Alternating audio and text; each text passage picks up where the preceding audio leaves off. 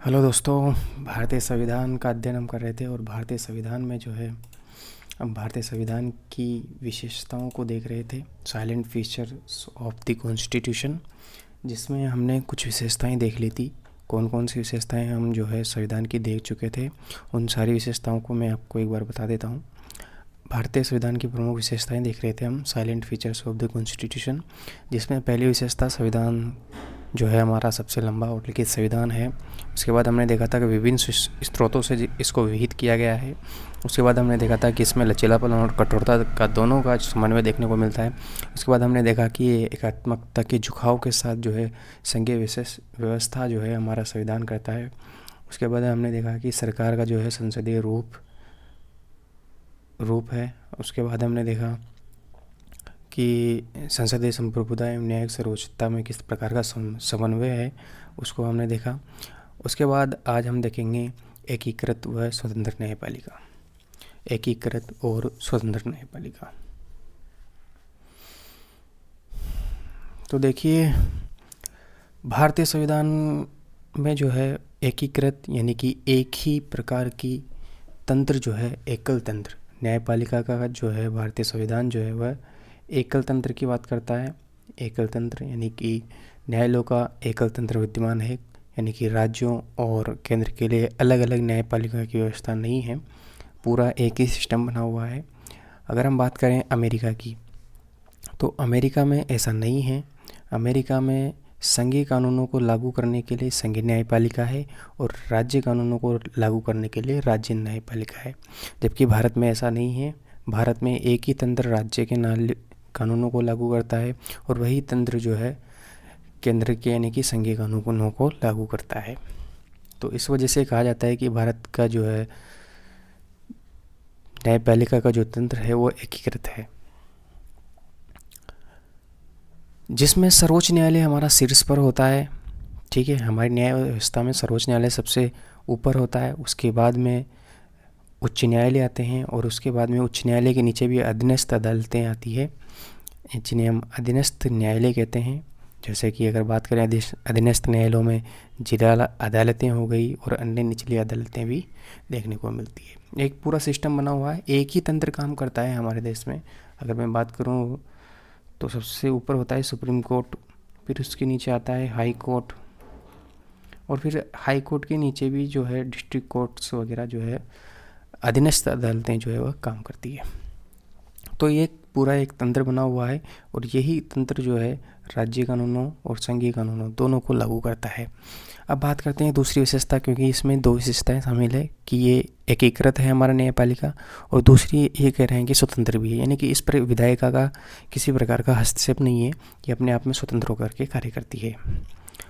हम बात करें हमारे सुप्रीम कोर्ट की, तो हमारा सुप्रीम कोर्ट जो है वह एक संघीय अदालत है। संघीय अदालत है, शीर्ष पर है ये, और ये हमारे मौलिक अधिकारों की जो है रक्षा करता है, गारंटी देता है। तो भारत यानी कि नागरिकों के मौलिक अधिकारों की जो गारंटी है वह सुप्रीम कोर्ट देता है, और साथ ही क्या है, संविधान का संरक्षक भी है।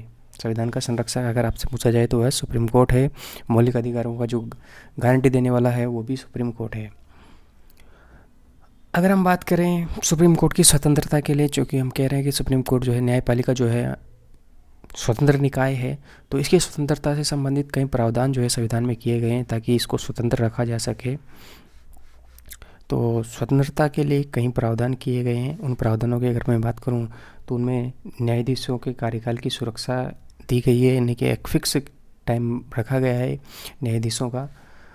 उसके बाद बात करें कि न्यायाधीशों के लिए निर्धारित सेवा शर्तें दी गई है, फिक्स सेवा शर्तें दी गई है, और भारत की संचयी निधि से जो है सर्वोच्च न्यायालय के सभी खर्चे जो है वहन किए जाएंगे।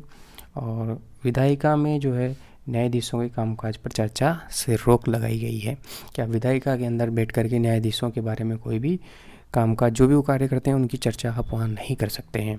और साथ ही साथ जो सेवानिवृत्ति के बाद जो न्यायाधीश होते हैं उनको भी अदालत में कामकाज पर रोक लगा दी गई है, और साथ ही साथ अगर कोई उनकी अवमानना करता है तो उसके लिए दंड देने की शक्ति भी न्यायपालिका को दी गई है। और साथ में जैसा कि मैंने कहा, कार्यपालिका से न्यायपालिका को जो है अलग रखा गया है, जिसे पृथक्करण का सिद्धांत भी हम कहते हैं। तो कार्यपालिका अपना काम करती है, न्यायपालिका अपना स्वतंत्र होकर कार्य करती है। दोनों एक दूसरे के कार्य में हस्तक्षेप नहीं करते हैं, जिसे पृथक्करण का सिद्धांत भी हम कहते हैं।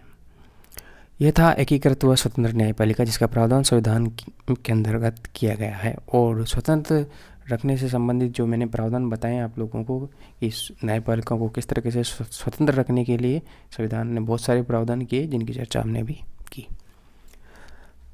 8वीं विशेषता की ओर चलते हैं, मौलिक अधिकार। जैसा कि मैंने कहा, मौलिक अधिकार नागरिकों के जो मौलिक अधिकार हैं, मौलिक अधिकार, इनकी जो गारंटी है वह कौन देता है? इनकी गारंटी जो है वह सुप्रीम कोर्ट के माध्यम से इनको गारंटी दी गई है कि अगर आप के मौलिक अधिकारों को हनन होता है तो आप डायरेक्ट सुप्रीम कोर्ट जा सकते हैं अनुच्छेद 32 के तहत। हालांकि आप हाई कोर्ट भी जा सकते हैं। उसकी चर्चा हम अगले अध्याय में करेंगे भी सही, जो नेक्स्ट अध्याय में उस बारे में हम चर्चा करेंगे कि हाई कोर्ट भी आप जा सकते हैं।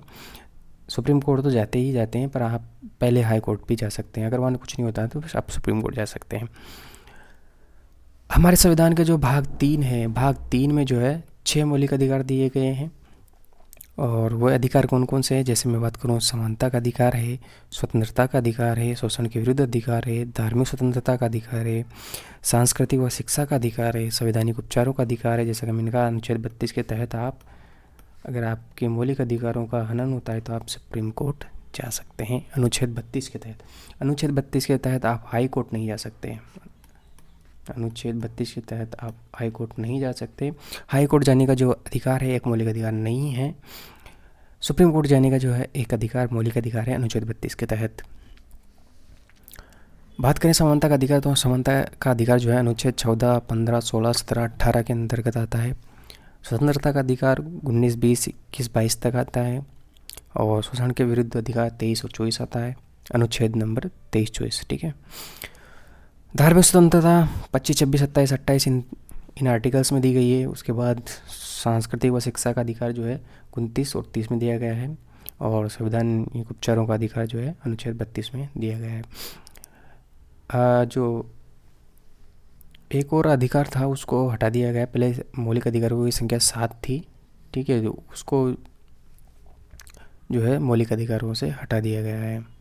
संपत्ति का जो अधिकार था, संपत्ति का अधिकार उसको हटा दिया गया है और उसको जो है कानूनी अधिकार जो है बना दिया गया है आर्टिकल 301 के तहत। नेक्स्ट, अगर हम बात करें मौलिक अधिकारों के हनन होता है तो आप सुप्रीम कोर्ट के पास जा सकते हैं अनुच्छेद 32 के तहत, जैसा कि मैंने बार बार कहा। और सुप्रीम कोर्ट जो है आपके इन मौलिक अधिकारों की रक्षा के लिए कुछ रिट जारी करती है। कौन कौन सी रिट जारी करती है? उन रिटों की अगर मैं बात करूं तो रिट हैं बंदी प्रत्यक्षीकरण, परमादेश, प्रतिषेध और अधिकार परीक्षा और उत्प्रेषण। ऐसे जो है रिट जारी कर सकता है हमारा सर्वोच्च न्यायालय, ठीक है। किसके लिए? हमारे मौलिक अधिकारों की रक्षा के लिए। जैसा कि मैं बात करूं कि मौलिक अधिकार जो है वह अपरिवर्तनीय भी नहीं है, मतलब मौलिक अधिकारों को चेंज किया जा सकता है। संसद जो है मौलिक अधिकारों से संबंधित जो भी प्रावधान है उनमें संशोधन कर सकती है, चाहे तो समाप्त कर सकती है, चाहे तो उनको कुछ कटौती भी कर सकती है। संसद जो है, संसद को ये पावर है कि वह संविधान संशोधन अधिनियम के माध्यम से जो है हमारे मौलिक अधिकारों को समाप्त कर सकती है, उनमें कटौती भी कर सकती है। और जैसा कि हम देखते हैं मौलिक अधिकारों का जो स्थगन जो है राष्ट्रीय आपातकाल के दौरान भी हो जाता है, सिर्फ और सिर्फ अनुच्छेद 20 और 21 को छोड़ करके। तो ये थी मौलिक अधिकारों की बात। और मौलिक अधिकारों को हम एक विशेष चैप्टर में पढ़ेंगे सही विस्तार से। फिलहाल तो ये थी विशेषता संविधान के अंतर्गत कि हमें जो है मौलिक अधिकार जो है प्रदान करता है संविधान। उसके बाद राज्य के नीति निर्देश सिद्धांत भी जो है संविधान की एक अनूठी विशेषता है। DPSP की अगर मैं बात करूँ, directive principle of state policy, तो ये राज्य के नीति निर्देश सिद्धांत भी हमारे संविधान में वर्णित है, जो कि भारतीय संविधान की एक अनूठी विशेषता है। अगर बात करूँ DPSP की, तो जो है संविधान के चौथे भाग के अंतर्गत वर्णित है।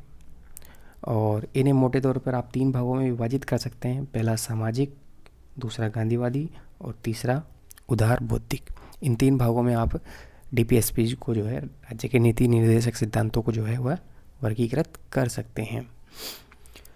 नीति निर्देशक तत्वों का जो कार्य है वह कहीं न कहीं सामाजिक व आर्थिक लोकतंत्र को बढ़ावा देना है और साथ ही साथ भारत को एक कल्याणकारी राज्य की स्थापना करने में मदद करना भी है और राज्य के नीति निर्देशक सिद्धांतों का एक महत्वपूर्ण उद्देश्य है। हालांकि मौलिक अधिकारों की हनन पर आप सुप्रीम कोर्ट जा सकते हैं, लेकिन राज्य के नीति निर्देशक सिद्धांतों के हनन पर आप जो है सुप्रीम कोर्ट नहीं जा सकते, यानी इन्हें कानूनी रूप से लागू नहीं किया जा सकता, जबकि मौलिक अधिकारों को कानूनी रूप से लागू किया जाता है। अगर हम बात करें नीति निर्देशक सिद्धांतों से संबंधित के वाद की, तो मिनर्वा मिल्स मामले 1980 में सुप्रीम कोर्ट ने अपना जजमेंट दिया था। उसमें कहा था कि भारतीय संविधान की नींव जो है मौलिक अधिकारों और नीति निर्देशक सिद्धांतों के संतुलन पर रखी गई है। कहने का मतलब ये है कि जो जिस तरीके से नागरिकों को मौलिक अधिकार प्रदान किए गए हैं वो तो कानूनी रूप से बाध्यकारी हैं, उनको कानूनी रूप से लागू किया जाता है, लेकिन नीति निर्देशक सिद्धांतों को जो है कानूनी रूप से लागू नहीं किया जाता। तो क्या ये व्यर्थ है? जी नहीं। नीति निर्देशक सिद्धांत जो है कहीं ना कहीं जो विधि बनाने वाले जो हमारे राजनेता हैं उनके लिए एक मार्गदर्शक का काम करते हैं। ये मार्गदर्शक का काम करते हैं, राज्य के लिए जो है मार्गदर्शन का काम करते हैं कि आप जो है जो भी विधि बना रहे हैं वो इन नीति निर्देशक सिद्धांतों को लागू करने के लिए बनाइए। इनके प्रकाश में आप जो है कुछ विधि बना रहे हैं वो नीति निर्देशक सिद्धांतों को ध्यान में रखते हुए बनाएं। तो उनको ले एक लालटेन का काम करते हैं। नीति निर्देशक सिद्धांत जो है विधि बनाने वालों के लिए एक लालटेन का काम करते हैं कि आप जो है इस प्रकाश में जो है नीति निर्देशक सिद्धांतों को ध्यान में रख कर अपने माइंड में रख करके वैसी विधि बनाएं। कई प्रकार सुप्रीम कोर्ट भी जो है नीति निर्देशक सिद्धांतों के आधार पर जजमेंट देते हैं। अपने फैसले जो है वह सुप्रीम कोर्ट देते हैं नीति निर्देशक सिद्धांतों को ध्यान में रख करके। अगर कोई विधि है जो नीति निर्देशक तत्वों को लागू करती है तो सुप्रीम कोर्ट उसे असंवैधानिक घोषित नहीं करता है, उसे संवैधानिक करार दे देता है। अगर कोई विधि आप बना रहे हैं वो नीति निर्देशक सिद्धांतों से मेल खा रही है तो। हालांकि भी अगर मौलिक अधिकारों से टकराव है तो इस बात की चर्चा हम उसी अध्याय में करेंगे जब मौलिक अधिकार और नीति निर्देशक तत्वों में जब टकराव होगा। आगे अगली विशेषता की बात करते हैं। अगली विशेषता है संविधान की मौलिक कर्तव्य। जैसा कि हमने बात की पहले मौलिक अधिकारों की, तो हमारा संविधान मौलिक कर्तव्यों की भी जो है व्यवस्था करता है। मूल संविधान में इसका उल्लेख नहीं था। आपको यह ध्यान रखना है कि मूल संविधान में इसका उल्लेख नहीं था मौलिक कर्तव्यों का। मूल संविधान में जो है मौलिक कर्तव्यों का उल्लेख नहीं था। तो उल्लेख कब हुआ?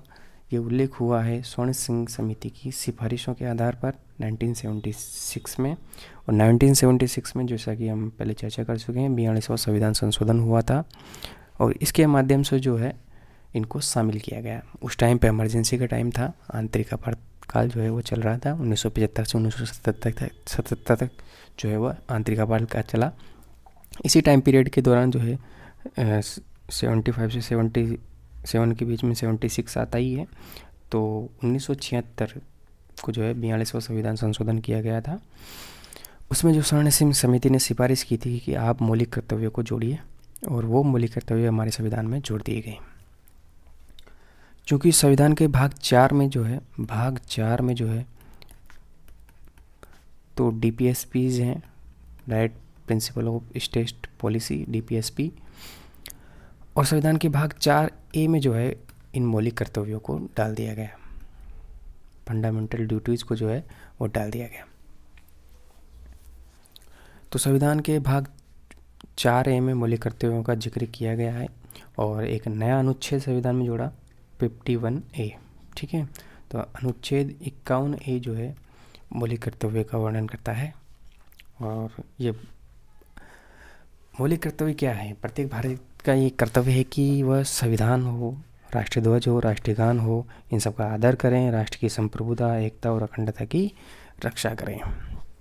ऐसी कुछ बातों की चर्चा जो है वह मौलिक कर्तव्य के अंतर्गत की गई है। स्त्रियों का सम्मान करें। ठीक है, नेक्स्ट विशेषता देखते हैं संविधान की, वो है एक धर्मनिरपेक्ष राज्य। भारत कैसा है? एक धर्मनिरपेक्ष राज्य है, यानी कि भारत का कोई विशेष धर्म नहीं है। धर्म विशेष नहीं है। भारत धर्म के तौर पर किसी भी धर्म को मान्यता नहीं देता है कि ये भारत का धर्म है। भारत के धर्म के तौर पर किसी भी धर्म को मान्यता नहीं है, यानी कि भारत का कोई विशेष धर्म नहीं है, ठीक है। और भारत की धर्मनिरपेक्षता की जो विशेषताएं हैं वो कौन कौन सी जगह पर आपको देखने को मिलती है। सबसे पहले मैं बात करूं कि भारत के जो मूल संविधान में था उसमें धर्मनिरपेक्षता शब्द का जिक्र नहीं था। बाद में 1976 में जो 42वां संविधान संशोधन हुआ था उसमें जो है संविधान की प्रस्तावना में हमने धर्मनिरपेक्ष शब्द को जोड़ा। मूल संविधान में इसका जिक्र नहीं था। चूँकि जिक्र नहीं था, लेकिन कुछ प्रावधान ऐसे थे जो कहीं ना कहीं बताते थे कि भारत जो है एक धर्मनिरपेक्ष राज्य है। तो अगर हम बात करें भारतीय नागरिक की आस्था, पूजा अर्चना और विश्वास की स्वतंत्रता की जो रक्षा जो है प्रस्तावना में इसका जिक्र किया गया है। और किसी भी व्यक्ति को जो है कानून के समक्ष समान समझा जाएगा। धर्म के आधार पर उसके साथ कोई व्यवहार नहीं किया जाएगा। आप इस धर्म के हैं तो आपके ऊपर ये वाला कानून लागू होगा, अगर आप इस धर्म के हैं तो आपके ऊपर ये वाला कानून लागू नहीं होगा। तो ऐसी विशेषता जो है, ऐसी व्यवस्था जो है हमारे संविधान नहीं करता है। हमारे संविधान में चाहे कोई सा भी धर्म का व्यक्ति हो, सबको बराबर समझा जाएगा, ऐसा जो है अनुच्छेद 14 में उल्लेख किया गया है। यानी सबको समान सुरक्षा प्रदान की गई है कानून की, सबके लिए, सबके समक्ष जो है कानून समान है। धर्म के आधार पर हम भेदभाव यहाँ पर नहीं कर रहे हैं। तो कहीं ना कहीं ये भारत को जो है धर्मनिरपेक्ष राज्य बनाता है। साथ अगर आप बात करें अनुच्छेद 15 की, तो अनुच्छेद 15 जो है वो सीधी सीधी बात करता है कि धर्म के नाम पर किसी भी प्रकार का भेदभाव नहीं किया जाएगा, ठीक है। सार्वजनिक सेवाओं में भी नागरिकों के लिए समान अवसर दिए जाएंगे, अनुच्छेद 16 इस बात की जिक्र करता है, ठीक है। सार्वजनिक जितनी भी सेवाएं होती हैं, भर्ती वगैरह होती है, उन सब में नागरिकों को समान अवसर दिए जाते हैं। धर्म के आधार पर उनके साथ कोई भेदभाव नहीं किया जाता है। अनुच्छेद 16 में इस तरह का जिक्र किया गया है। उसके बाद हम बात करें अनुच्छेद 25 की, तो अनुच्छेद 25 में इसका जिक्र किया गया है। क्या जिक्र किया गया है कि हर व्यक्ति को किसी भी धर्म को अपनाने, चाहे वो जिसकी मर्जी जैसा वो धर्म अपनाए, उसके अनुसार उसकी पूजा अर्चना करें, इन सब का जो है समान अधिकार उसको दिया गया है। अनुच्छेद 26 में भी इस तरह का कुछ प्रावधान किया गया है। जैसे कोई धार्मिक समूह है और कोई भी धार्मिक समूह है, वो अपने हिस्से के धार्मिक मामलों का जो है प्रबंधन कर सकता है, इसका अधिकार जो है संविधान देता है। उसके बाद अनुच्छेद 27 में भी एक और प्रावधान किया गया है धर्म से संबंधित, कि किसी भी धर्म विशेष के प्रचार करने के लिए, कर देने के लिए आपको बाध्य नहीं किया जाएगा। आप मर्जी हो जिस धर्म का प्रचार प्रसार कीजिए, आपसे कोई भी धर्म के नाम पर टैक्स जो है वह नहीं ले सकता। अनुच्छेद 27 जो है इसका प्रावधान करता है। अगर मैं बात करूँ अनुच्छेद 28 की, तो अनुच्छेद 28 में क्या प्रावधान किया गया है। अनुच्छेद 28 में सीधा सीधा प्रावधान किया गया है कि जो शैक्षणिक संस्थान है, सरकारी जो शैक्षणिक संस्थान हैं, उनमें किसी भी प्रकार का धार्मिक निर्देश नहीं दिए जाएंगे। जैसे कोई सरकारी स्कूल वगैरह है तो आप उसमें धर्म के आधार पर जो है उपदेश नहीं दे सकते। अनुच्छेद 29 क्या कहता है कि अनुच्छेद 29 कहता है कि आप अपनी जो भाषा है, लिपि है, आपकी जो भी संस्कृति है, उसको संरक्षित कर सकते हैं। इसका अधिकार जो है संविधान आपको देता है। अनुच्छेद 30 में क्या कहा गया है। अनुच्छेद 30 में कहा गया है कि अगर आप अल्पसंख्यक हैं तो आपको डरने की ज़रूरत नहीं है। आप अपनी पसंद के जो है शैक्षिक संस्थान की स्थापना कर सकते हैं, उनका संचालन कर सकते हैं। ये अधिकार जो है आपको अनुच्छेद 30 के तहत दिया गया है। अनुच्छेद 44 कहता है, समान नागरिक संहिता की बात करता है अनुच्छेद 44, कि राज्य जो है सभी नागरिकों के लिए समान नागरिक संहिता बनाने के लिए प्रयास करेगा, जो सभी धर्मों पर समान रूप से लागू हो। तो ये थे भारत की धर्मनिरपेक्ष छवि को दर्शाने वाले कुछ अनुच्छेद जिनका प्रावधान संविधान में किया गया है। ये अनुच्छेद बताते हैं कि भारत जो है एक धर्मनिरपेक्ष राज्य है। हालांकि शब्द जो है मूल संविधान में धर्मनिरपेक्ष का नहीं था, जो 1976 के जो 42वें संविधान संशोधन के माध्यम से प्रस्तावना में जो है इस शब्द को भी जोड़ दिया गया। हालांकि ये शब्द जोड़ा था, प्रावधान पहले से विद्यमान थे। नेक्स्ट विषय, अगर हम बात करें धर्मनिरपेक्षता की इस अवधारणा की, अगर हम पश्चिमी देशों की बात करें तो पश्चिम में क्या था। पश्चिमी देशों में जो धर्म की जो अवधारणा है, वह धर्म को राज्य से पूरी तरह से अलग करती है, पूर्ण अलगाव है। मतलब धर्म और राज्य दोनों का कोई कनेक्शन नहीं है, धर्म का राज्य से कोई मतलब नहीं है, बिल्कुल तरीके से एकदम अलग है दोनों चीज़ें। धर्म अलग है, राज्य अलग है, जबकि भारत में ऐसा नहीं है। धर्म अलग है, राज्य से कोई इसको कुछ मतलब नहीं है। जैसा कि पश्चिमी अवधारणा है, इसको एक नकारात्मक अवधारणा कहते हैं, नकारात्मक अवधारणा। और भारतीय परिवेश में ये अवधारणा जो है लागू नहीं हो सकती। क्यों नहीं हो सकती? भारत में तो बहुत सारे धर्म है भैया, भारत का जो समाज है वह बहुधर्मवादी है, ठीक है।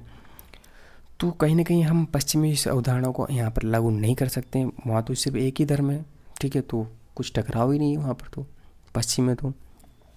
लेकिन भारत में ऐसा नहीं है, भारत के में समाज में बहुत सारे धर्म हैं, ठीक है।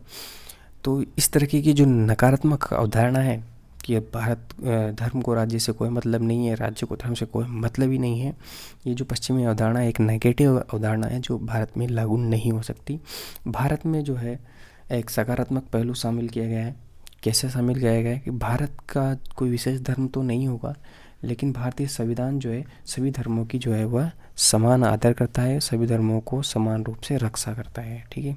रक्षा हम करेंगे सभी धर्मों की, सभी धर्मों को आदर देंगे। ऐसा नहीं है कि हमारे धर्मों से हमें कोई मतलब नहीं है, संविधान को धर्म से मतलब है, लेकिन कैसे मतलब है कि हम सभी धर्मों की रक्षा करते हैं, ठीक है। ऐसा नहीं है कि हम धर्म से कोई मतलब नहीं है, धर्म की रक्षा करना हमारा मतलब है। ऐसा नहीं है कि जैसे धर्म से तो कोई मतलब ही नहीं है, आप कुछ जैसा हो वैसा करें, ऐसा नहीं। हमारा संविधान हमारे धर्मों की रक्षा करता है, ऐसा नहीं। बस ये है कि संविधान ऐसा नहीं कर सकता कि विशेष धर्म है या हिंदू ही धर्म की रक्षा करेगा या मुस्लिम धर्म की ही रक्षा करेगा, ऐसा नहीं है। वो भेदभाव नहीं करता, और कोई एक धर्म को जो है भारत का धर्म भी घोषित नहीं करता कि हिंदू धर्म जो है राष्ट्रीय धर्म है या मुस्लिम धर्म एक राष्ट्रीय धर्म है। तो ऐसा नहीं है, धर्म विशेष नहीं है, सभी धर्म रहेंगे और उन सभी की रक्षा जो है करने की बात संविधान हमारा कहता है, जो एक पॉजिटिव थिंकिंग है, एक सकारात्मक पहलू है। तो इस सकारात्मक पहलू को हमने शामिल किया है। नेक्स्ट विशेषता की अगर हम बात करें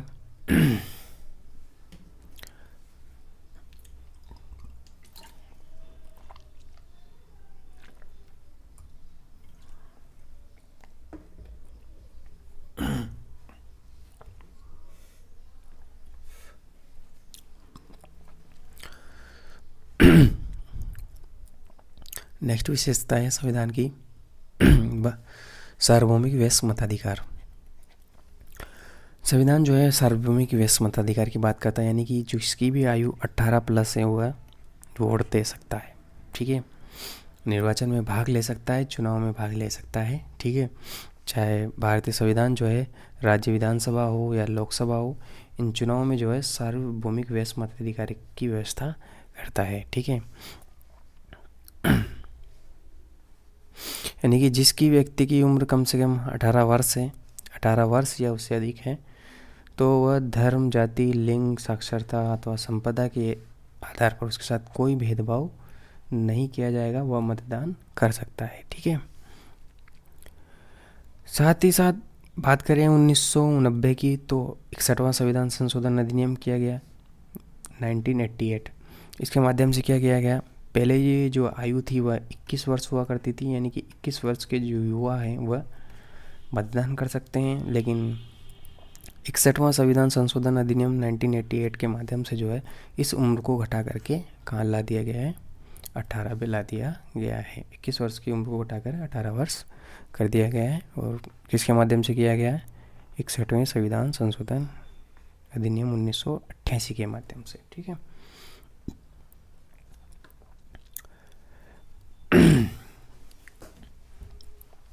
चूँकि अगर हम बात करें सार्वभौमिक वयस्क मताधिकार की, तो क्या फ़ायदे हैं इसके। तो फ़ायदे ये हैं कि ये एक वृहदाकार देश के जो बहुत बड़ा आकार है, उसकी जो जनसंख्या है वो उच्च गरीबी, सामाजिक असमानता, अशिक्षा आदि को देखते हुए एक बहुत अच्छा कदम जो है वो सराहनीय कदम जो है वह कहा जा सकता है कि हम जो है गरीबों को एक अगर शिक्षा वगैरह इन सब संपत्ति वगैरह इन सब मापदंडों को अलग हट करके सिर्फ एक एज जो है हमने ली है कि आप इस एज के हैं, तो आप चाहे गरीब हो, अमीर हो, संपत्ति हो या ना हो, शिक्षित हो या अशिक्षित हो, उन सब से कोई मतलब नहीं है, आप मतदान कर सकते हैं, जो कि एक बहुत अच्छा कदम था।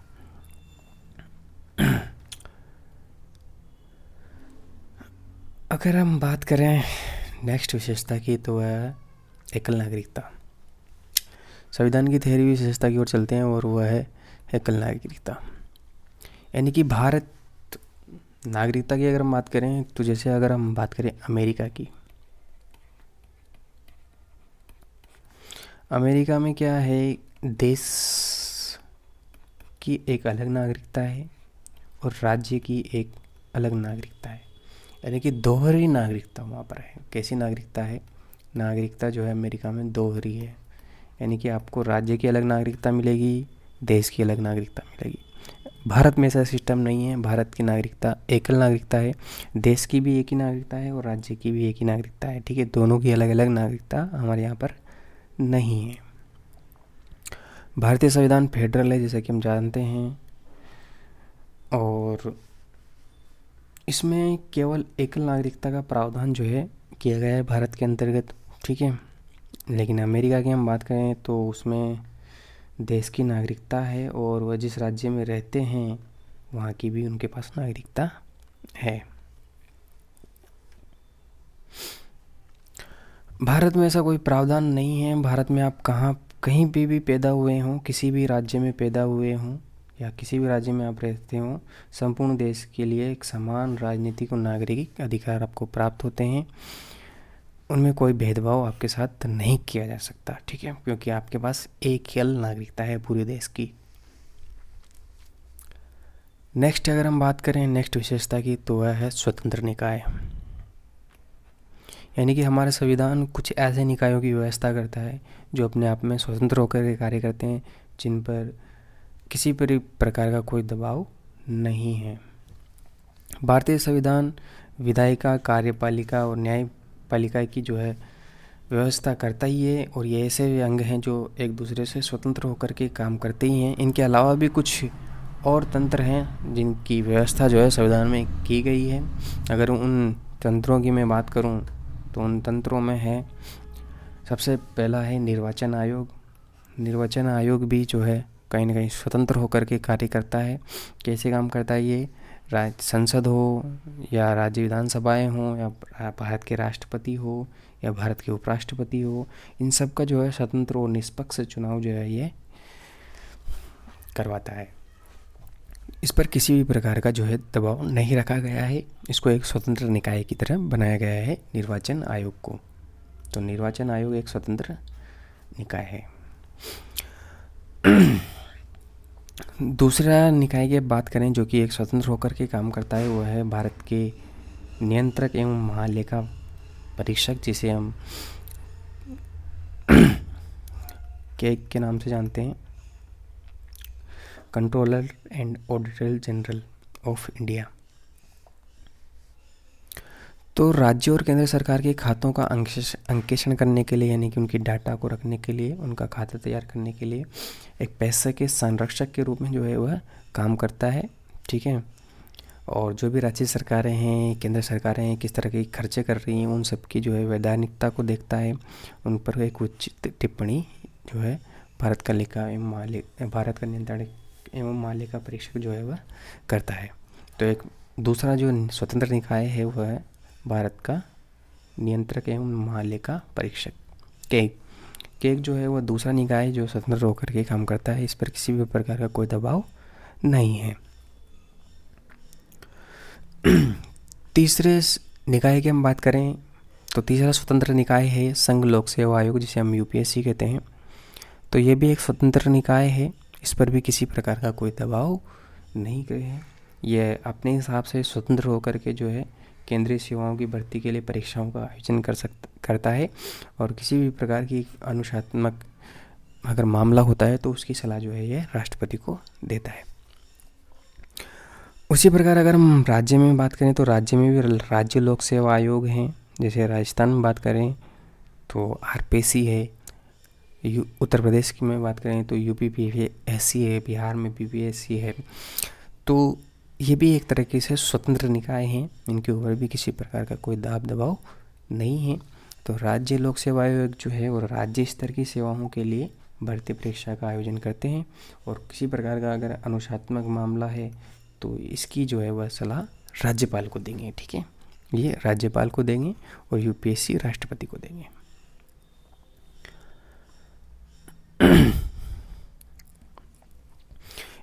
इन सभी निकायों को जो है स्वतंत्र बनाने के लिए, क्योंकि ये स्वतंत्र निकाय हैं, जैसा कि हमने बात करी है कि ये स्वतंत्र निकाय हैं, और इनकी स्वतंत्रता को ध्यान में रखते हुए इनको स्वतंत्र बनाए रखने के लिए कुछ प्रावधान जो है संविधान करता है। जैसा कि कौन कौन से प्रावधान हैं, जैसे इनके कार्यकाल की सुरक्षा इनको दी गई है, एक फिक्स सेवा शर्तें इनको मिलती है, और भारत की संचित निधि से जो है इनका सारा खर्चा वहन किया जाता है। तो इन सभी प्रावधानों के माध्यम से जो है इनकी स्वतंत्रता को बरकरार रखने का जो है कोशिश संविधान के माध्यम से की गई है।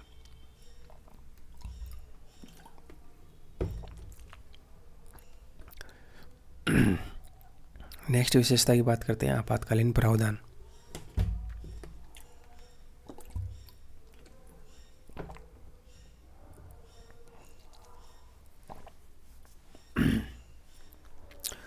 संविधान में जो है, संविधान की एक ये भी एक अनूठी विशेषता है कि संविधान में जो है आपातकालीन प्रावधानों की व्यवस्था की गई है।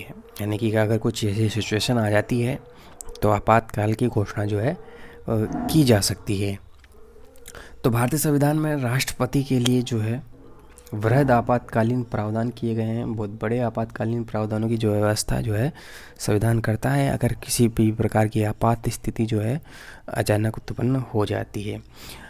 हालांकि इन प्रावधानों को शामिल करने के लिए क्या उद्देश्य संविधान के रहे हैं, तो इनके पीछे उद्देश्य जो है वह देश की संप्रभुता, एकता, अखंडता और सुरक्षा को ध्यान में रखना है, और संविधान के जो है लोकतांत्रिक ढांचे को सुरक्षा प्रदान करना जो है इसका उद्देश्य है। इन सभी उद्देश्यों के माध्यम से जो है आपातकालीन प्रावधान जोड़े गए हैं। अगर हम बात करें आपातकालीन प्रावधानों की, तो 3 प्रकार के आपातकालीन प्रावधानों की जो है विवेचना यहाँ पर की गई है। जैसे कि हम बात करें, पहला है राष्ट्रीय आपातकाल, दूसरा है राष्ट्रपति शासन जिन्हें राज्यों में आपातकाल भी हम कहते हैं, और तीसरा है वित्तीय आपातकाल। ये 3 प्रकार के आपातकालों का जिक्र जो है हमारे संविधान में किया गया है। अगर हम बात करें राष्ट्रीय आपातकाल की, तो राष्ट्रीय आपातकाल किसी युद्ध होने पर, आक्रमण होने पर या सशस्त्र विद्रोह पैदा होने पर जो है राष्ट्रीय आपातकाल लगाया जा सकता है अनुच्छेद 352 के तहत। अनुच्छेद 352 में जो है इस बात का उल्लेख किया गया है कि आप राष्ट्रीय आपातकाल इन परिस्थितियों में लगा सकते हैं। अगर बात करूँ अनुच्छेद 356 की, तो अनुच्छेद 356 जो है अगर राज्यों में संवैधानिक तंत्र विफल हो जाता है, असफल हो जाता है, तो ऐसी स्थिति में जो है वहाँ पे राष्ट्रपति शासन लगाया जा सकता है। अगर मैं बात करूँ अनुच्छेद 365 की, तो इसमें जो है फिर राष्ट्रपति शासन लगाया जा सकता है अनुच्छेद 365 के माध्यम से। अगर राज्य जो है केंद्र के निर्देशों का अनुपालन करने में असफल हो जाए, विफल हो जाए, तो उस स्थिति में भी राष्ट्रपति शासन लगाया जा सकता है। तो राष्ट्रपति शासन लगाने के लिए अनुच्छेद 356 भी है और अनुच्छेद 365 भी है। दोनों अनुच्छेद जो है राष्ट्रपति शासन का प्रावधान करते हैं। हालांकि अनुच्छेद 356 जो है अगर संवैधानिक तंत्र की विफलता होती है तब लगता है अनुच्छेद 356 के माध्यम से राष्ट्रपति शासन। अगर केंद्र के निर्देशों को पालन करने में असफल है राज्य, तो लगेगा राष्ट्रपति शासन, वो लगेगा 365 के तहत। तो दोनों से अलग अलग बातें हैं और सेशन राष्ट्रपति शासन है। अब बात करते हैं वित्तीय आपातकाल की। तो वित्तीय आपातकाल जो है अगर वित्तीय स्थिरता या किसी भी चीज़ में जो है संकट उत्पन्न हो जाए, तो अनुच्छेद 360 के माध्यम से जो है राष्ट्रपति वित्तीय आपातकाल की घोषणा कर सकते हैं। तो ये थे वित्तीय आपातकालीन प्रावधान जो है कि हमारे संविधान में जो है शामिल किए गए हैं। हालांकि आपातकालीन के दौरान जो है पूरी शक्ति जो है वो केंद्र सरकार के हाथों में चली जाती है और राज्य भी जो है वो केंद्र के नियंत्रण के अंतर्गत आ जाते हैं। इससे देश का जो है ढांचा जो है वह संघीय से क्या हो जाता है, एकात्मक हो जाता है। देश का जो ढांचा है वह संघीय से क्या हो जाता है, एकात्मक हो जाता है। यानी कि आपातकालीन प्रावधान जो है कहीं ना कहीं देश की जो है एकात्मकता विशेषता को दर्शाते हैं। टेक्स्ट विशेषता है संविधान की त्रिस्तरीय सरकार। ठीक है, त्रिस्तरीय सरकार मतलब केंद्र सरकार, एक स्तर पर तो केंद्र सरकार है, दूसरे स्तर पर राज्य सरकारें हैं और तीसरे स्तर पर स्थानीय सरकारें हैं। तो ये सरकार का जो है वो 3 स्तरों में देखने को मिलता है, इसलिए हम बोलते हैं त्रिस्तरीय सरकार की व्यवस्था जो है हमारा संविधान करता है।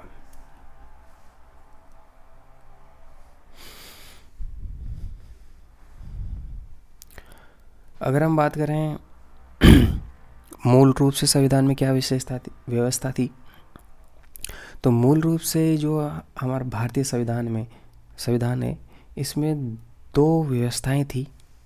राज्य स्तरीय यानी राज्य व्यवस्था थी, एक केंद्र के स्तर पर, एक राज्य के स्तर पर, और केंद्र और राज्यों के बीच ही शक्तियों का जो है बंटवारा किया गया था। हालांकि 1992 में 73वां संविधान संशोधन हुआ, उसके बाद 74वां संविधान संशोधन हुआ। इसके माध्यम से जो है 3 स्तरीय स्थानीय सरकार का प्रावधान किया गया, जो कि विश्व में किसी भी संविधान में ऐसा व्यवस्था नहीं है। 3 स्तरीय सरकार की व्यवस्था ऐसे किसी भी संविधान में विश्व के में नहीं है, हमारे में भी नहीं थी। हमने 73वें 74वें संविधान संशोधन के माध्यम से ऐसी व्यवस्था का प्रावधान किया है। अगर आपसे प्रश्न पूछा जाए कि मूल संविधान में ऐसी व्यवस्था थी त्रिस्तरीय सरकार की, तो नहीं थी। उसके बाद हमने 73वें 74वें संविधान संशोधन अधिनियम के माध्यम से जो है त्रिस्तरीय सरकार की व्यवस्था की है। हुआ क्या था, अगर मैं बात करूं 73वें संविधान संशोधन अधिनियम की, तो 73वें संविधान संशोधन अधिनियम के माध्यम से जो है पंचायतों को संवैधानिक मान्यता मिली और संविधान में एक नया भाग 9 जोड़ा गया और एक नई अनुसूची 11वीं जोड़ी गई। तो भाग 9 जुड़ा, 11वीं अनुसूची जो है 73वें संविधान संशोधन अधिनियम के माध्यम से जोड़ी गई और पंचायतों को जो है एक संवैधानिक मान्यता मिल गई। ठीक है, तो पंचायतों की स्थापना जो है यहाँ पर हो जाती है, एक संवैधानिक भाग जो है उनको बना दिया जाता है। उसके तुरंत बाद जो है 74वां संविधान संशोधन होता है। 74वां संविधान संशोधन 1992 में ही होता है ये भी। इसमें क्या होता है कि पहले भाग 9 जोड़ा गया था, अब नया भाग जुड़ता है 9A। ठीक है, और एक पहले अनुसूची 11 जोड़ी गई थी, तो अब एक और नई अनुसूची जोड़ दी जाती है, अनुसूची 12। और पहले पंचायतों की व्यवस्था थी, अब नगर पालिकाओं की कर दी गई, क्योंकि पंचायतें गाँवों के स्तर पर काम करती है और नगर पालिका शहरों के लिए। तो ठीक है, तो इसमें जो है नगर पालिकाओं को जो है संवैधानिक मान्यता मिली है। संवैधानिक मान्यता नगर पालिकाओं की बात करेंगे तो 74वें संविधान संशोधन की बात करेंगे, और उसमें 74वें संविधान संशोधन अधिनियम में जो है हम बात करेंगे भाग 9A की और अनुसूची 12 की। ये 74वें संविधान संशोधन अधिनियम के माध्यम से ये व्यवस्था जो है वो की गई और 73वें के माध्यम से भाग 9 और 11वीं अनुसूची की जो है बात की गई। अंतिम विशेषता हम देखते हैं संविधान की सहकारी समितियां। तो इसके लिए भी संविधान में 97वां संविधान संशोधन अधिनियम 2011 लाया गया, संविधान में संशोधन किया गया। और सहकारी जो समितियां थी, हालांकि सहकारी समितियों की बात जो है हमारी नीति निर्देशक तत्वों में पहले से की गई थी। अनुच्छेद 43 की अगर हम बात करें तो इसमें जो है सहकारी समितियों को प्रोत्साहन देने की जो बात जो है वह की गई है। और अनुच्छेद 19 में भी इसका प्रावधान किया गया है कि जो सहकारी समितियां हैं इसको गठित करने का अधिकार, एक मौलिक अधिकार जो है वो बन चुका है। और मैं बात करूँ संविधान में एक नया भाग फिर से जोड़ा गया है 9B। देखो, भाग 9 जोड़ा था 73वें संविधान संशोधन के माध्यम से, भाग 9A जोड़ा था 74वें संविधान संशोधन के माध्यम से, और भाग 9B जोड़ा है 97वें संविधान संशोधन के माध्यम से। तो आप इनको याद रखिएगा। और सहकारी समितियों के शीर्षक से जो है इनकी चर्चा जो है अनुच्छेद 243 ZH से लेकर के 243 ZT तक, इन अनुच्छेदों में जो है सहकारी समितियों से संबंधित प्रावधान जो है वह किए गए हैं। इस तरीके से जो है सहकारी समितियां जो है लोकतांत्रिक, व्यावसायिक और स्वायत्त ढंग से जो है आर्थिक मजबूती के साथ अब कार्य कर सकती हैं। तो ये था संविधान की कुछ साइलेंट फीचर्स जिनको हमने देखा। कौन कौन से? सहकारी समितियां, त्रिस्तरीय सरकार, आपातकालीन प्रावधान, स्वतंत्र निकाय, एकल नागरिकता, सार्वभौमिक व समता अधिकार, एक धर्मनिरपेक्ष राज्य, मौलिक कर्तव्य, राज्य के नीति निर्देशक सिद्धांत, मौलिक अधिकार, एकीकृत व स्वतंत्र न्यायपालिका, संसदीय संप्रभुताएं, न्याय सर्वोच्चता में समन्वय, सरकार का संसदीय रूप, एकात्मकता के झुकाव के साथ संघीय व्यवस्था, नम्यता और अनम्यता में समन्वय, विभिन्न स्रोतों से विहित, सबसे लंबा लिखित संविधान। तो ये थी संविधान की प्रमुख विशेषताएं। उसके बाद एक और बात कर लेंगे, संविधान की आलोचना भी कर ही लेंगे। नेक्स्ट वीडियो में हम संविधान की आलोचना कर देंगे, क्या क्या कमियां हैं इसमें, कुछ कमियां तो निकालें, तो वो आलोचना में हम देखेंगे, संविधान की आलोचना में। मिलते हैं नेक्स्ट वीडियो में। इसके साथ हम नेक्स्ट वीडियो में चैप्टर नंबर 3 समाप्त करेंगे, उसके बाद चलेंगे चैप्टर नंबर 4 पर। तब तक के लिए धन्यवाद।